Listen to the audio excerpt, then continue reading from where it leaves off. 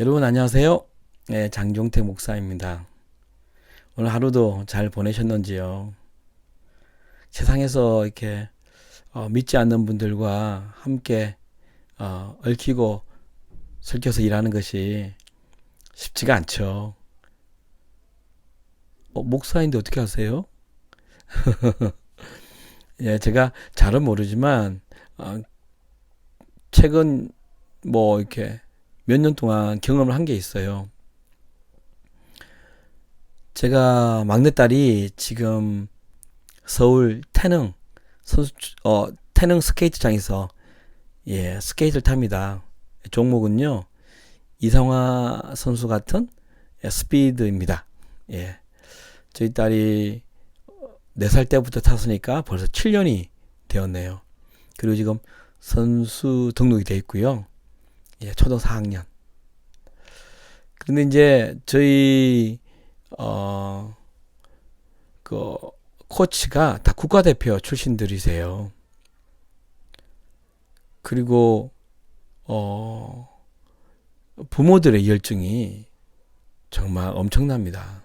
왜냐하면 한국 양궁 효과라는 게 있어요. 양궁은 그 세계에서 1등이잖아요. 우리나라가. 그처럼 우리나라에서 1등을 하면 전 세계 1등이 가능한 것이죠. 거기에 이제 속해 있는 것이 또 이제 스케이트잖아요. 쇼트트랙 그리고 스피드. 예. 뭐 LPGA 여자 골프도 그렇고요. 뭐 여기서 한국에서 1등하면 예.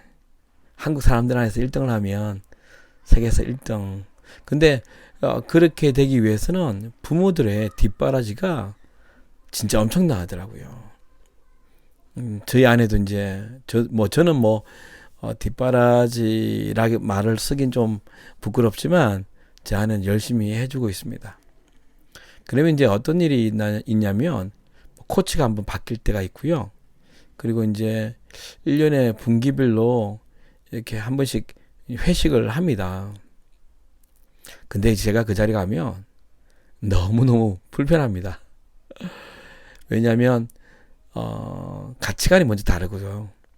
우리는 이제 천국에 대한 가치관을 두고 어, 사후 대책을 위해 사는 사람이고요.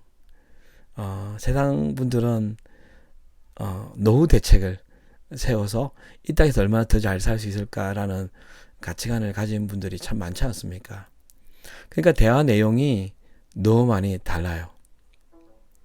그리고 어, 뭐 말하는 습관이나 어, 여러 가지 분위기가 참 힘들더라고요.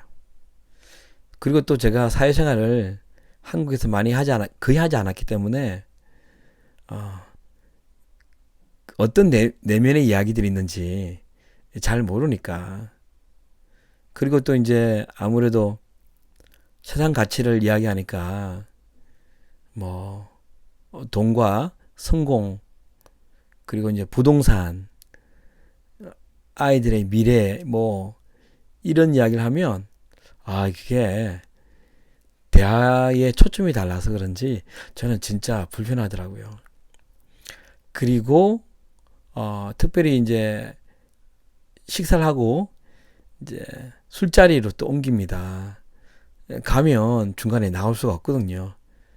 물론 저는 이제 뭐 주전부리를 어, 먹는다든지 뭐 음료를 취하도록 마셔본 적도 있습니다. 너무 많이 먹어서 예 그것도 힘들더라고요. 그러면서 그때 제가 회개를 참 많이 했습니다. 왜냐하면 우리 성도님들이 이렇게 힘들게 사회생활을 하시는구나. 사실 목사는 만나는 사람들이 특별히 저 이제 순회사역자 같은 저 같은 사람은 거의 90% 이상은 믿는 사람을 만나거든요. 그러니까 일반 성도님들 사회생활하는 일반 성도들에 비하면 정말 쉽게 삶을 꾸려가고 있구나, 관계성을 만들어가고 있구나, 그 생각을 하게 되었죠. 우리 성도님들이 얼마나 힘든 삶을 누리고 있는지, 월화수목금토 금요일까지 5일간 일도 힘들지만 사람관계가 정말 힘들겠구나 하는 생각이 들면서 참 우리 성도님들이 위대해 보였고요. 그리고 목사인 저 같은 사역자들이, 목회자들이 정말 우리 성도들을 위해서 기도를 많이 해드려야 된다. 응원의 격려, 위로의 문자도 많이 보내드려야 되는 거구나 하는 생각을 했습니다. 그래서 물론 우리 영상을 보시는 사역자, 목회자들이 우리 성도들 위해 기도를 많이 하지만 정말 정직하게 우리 성도들 위해서 중보기도를 해드려야 될 것 같아요. 참 제가 미안하더라고요. 예, 우리 성도님들 비해서 앞에서 말씀으로 이렇게 메시지를 전하면서 도전을 하지만 정작 제가 더 쉬운 삶을 살면서 도전을 하고 있지 않나라는 미안함이 많이 들었습니다. 예, 이런 게 하나 있어서 우리 성도님들이 얼마나 힘든 그 월화수목금토 주중을 보내시는지 조금 알게 되었습니다. 첫 번째는 이제 제가 이제 회개, 반성의 모드로 이제 여러분에게 말씀을 전했고요. 두 번째는 뭐냐면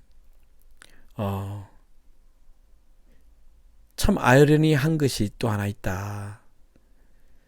여러분, 우리가 일주일을 살잖아요. 살면서 가장 많이 기도하는 시간이 언제일까요? 그리고 일주일 동안 가장 많이 예배하는 시간이 언제일까요? 그리고 일주일 동안 가장 많이 찬양하는 시간이 언제일까요?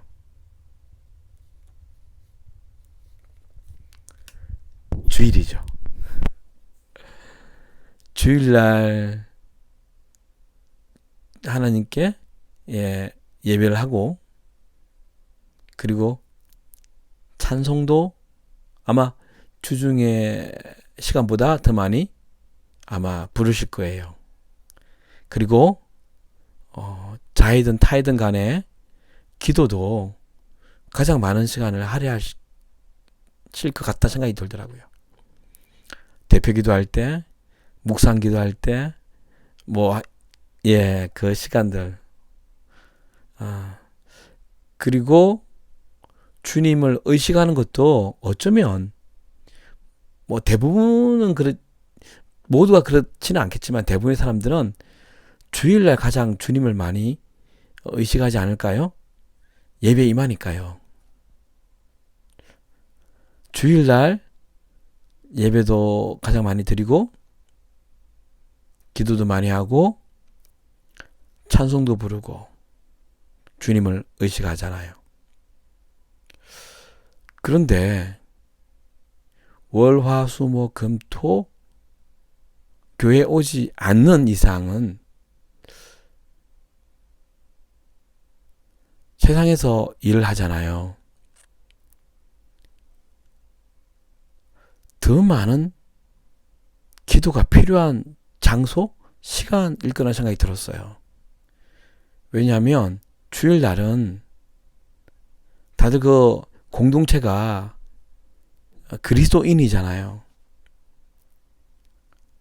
서로 격려해주고, 위로해주고, 안아주고, 그 반가운 얼굴로 기분 업 시켜주는 그리운 사람들, 좋아하는 사람들이 모이는 곳이잖아요. 그런데 가만히 생각해 보니까 세상은 그렇지가 않은 거예요. 다 경쟁자잖아요. 어쩌면 한 사람을 짓밟아야 내가 승리의 고지를 갖게 되는 거잖아요.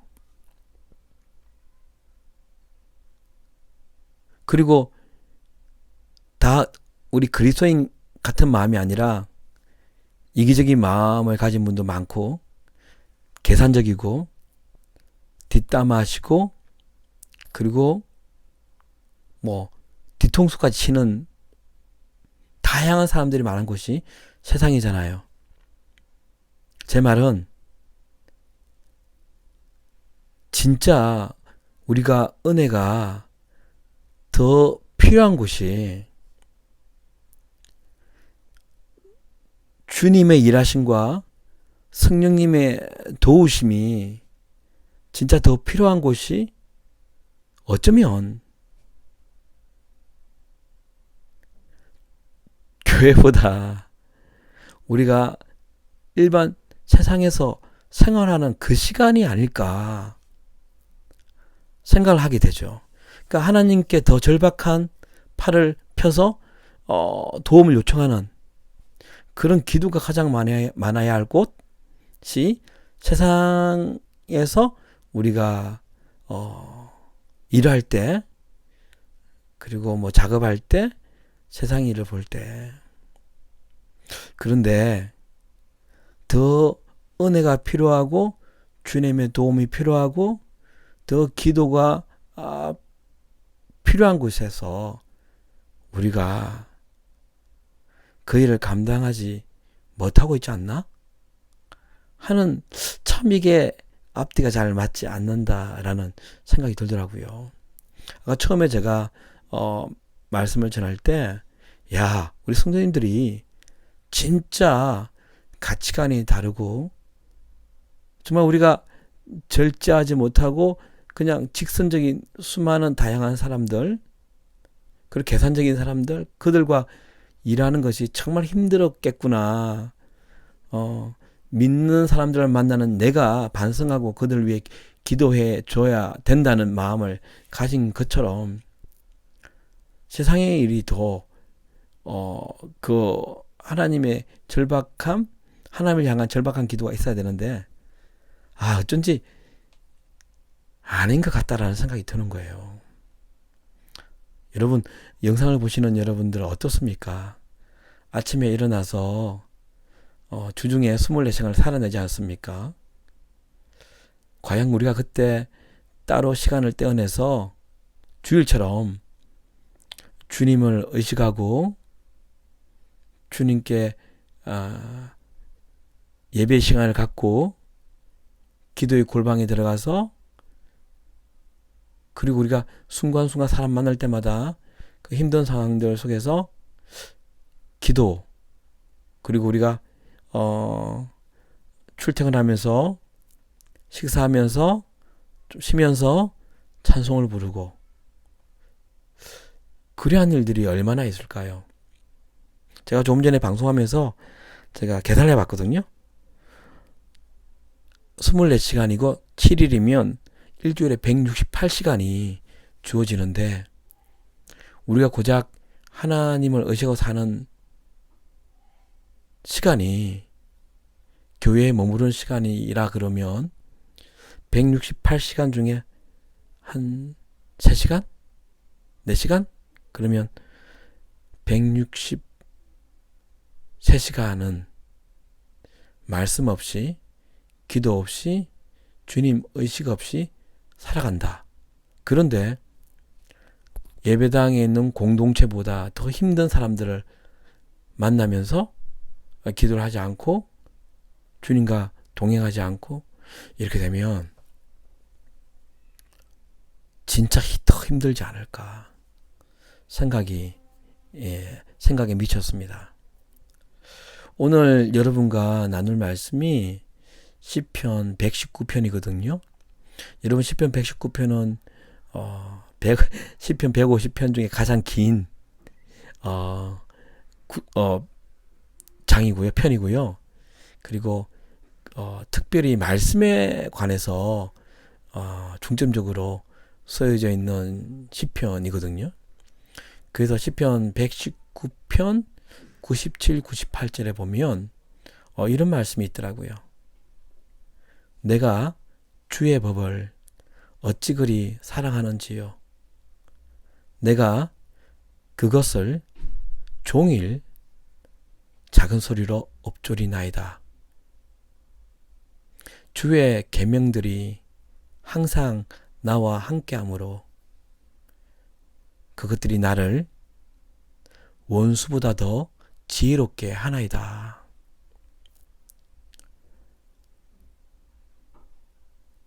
주님의 말씀을 내 입에 달고 살면 낮은 목소리로 늘 엎조리는 것이 중얼중얼 거리는 그런 표현이거든요. 그 말씀이 내 삶에 함께 동행하기 때문에 라이벌이 아니라 원수 같은 사람에게도 그 사람보다 더 지혜롭게 살아갈 수 있도록 한다는 것이죠. 여러분 세상 살면서 세상의 사람들보다 더 지혜롭게 살고 싶지 않으세요? 그리고 즐겁게 새 힘을 늘 받으면서 살고 싶지 않으세요? 그렇지 않습니까? 그렇다면 이 말씀을 시편 119편 97, 98절 말씀을 좀 적용해 보셨으면 좋겠다 생각합니다. 그리고 시편 119편 101절이죠. 101절에 보면 주의 말씀은 내 발의 등이요 내 길의 빛이니이다.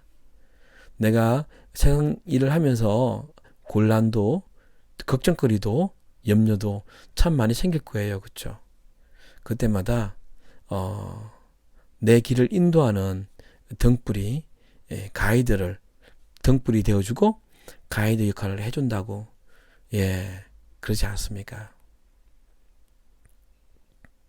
그래서 저는 여러분에게 정말 도전해 드리고 싶습니다. 저도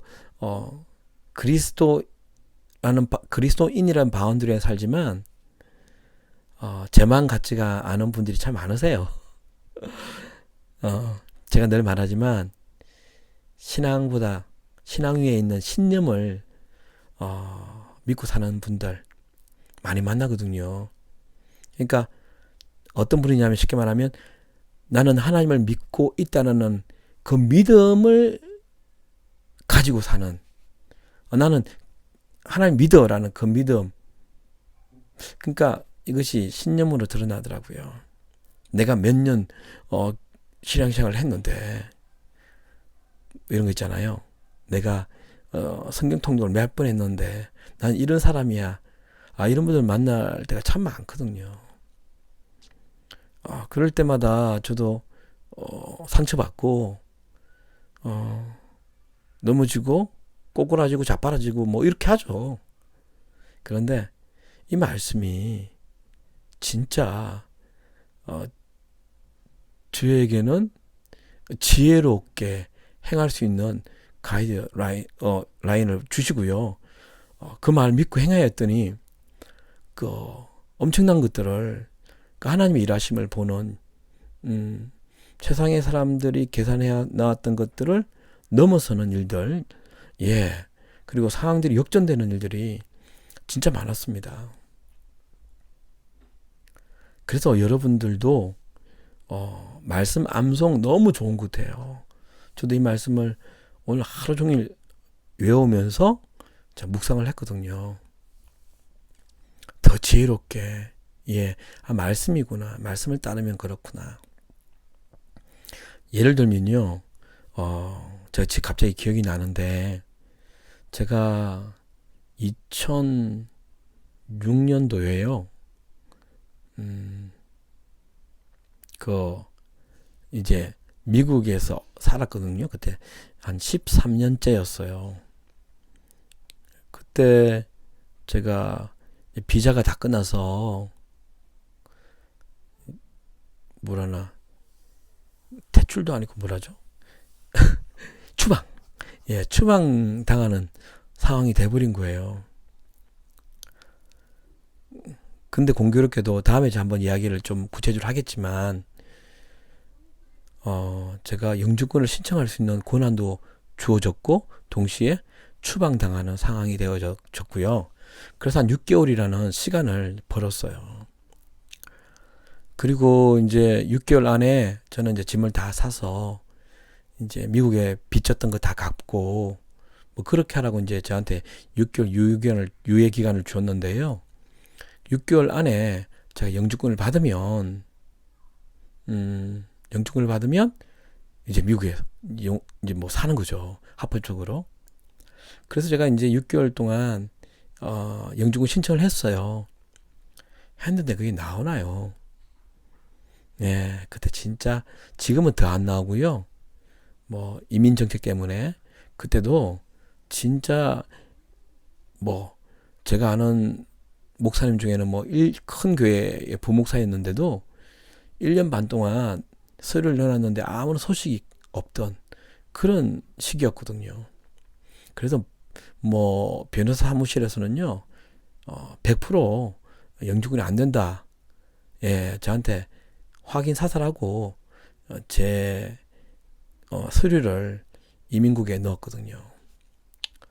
그러니까 이제 제 소문이 이제 퍼진 거죠. 장종택 그때 전도사였으니까 전도사에 추방된다. 그러니까 제가 섬기던 교회에 저를 좋아하시는 분들이 안타까운 거죠. 야, 장종택 전도사 13년 동안 미국에 있다가 결국 영주권 하나 받지 못하고 추방되는구나. 이 사실이 이제 전해지니까 교회도 이제 뭐 공공연화 된 거죠. 또 이제 다른 사역자가 또 와야 되니까. 그때 이제 많은 분들이 제게 도움을 주시려고 사실은 그 편법 같은 것을 저한테 알려주셨어요. 돈을 좀 이렇게 쓰면 이민국에서 이렇게 어떻게 일 처리가 잘 되더라. 뭐 이런 거 있잖아요. 그러니까 합법적이 아닌 법적인 방법이 아닌 편법. 예, 불법이라도 좀 그렇고 뭐 그렇겠죠. 좋은 말로 편법이었는데 그때 제가 마음을 잡을 수 있던 것이 뭐냐면 지혜롭게 행할 수 있었던 것이 시편 11편 1절에 있는 말씀이 이런 말씀이에요. 내가 여호와께 피하였거늘 너희가 내 영혼에게 새같이 산으로 도망하라 함이 어찌함인가. 이게 무슨 말이냐면 세상 사람들이요, 새는 산에서 사는 거야. 세상의 방법들을 알려주는 거죠.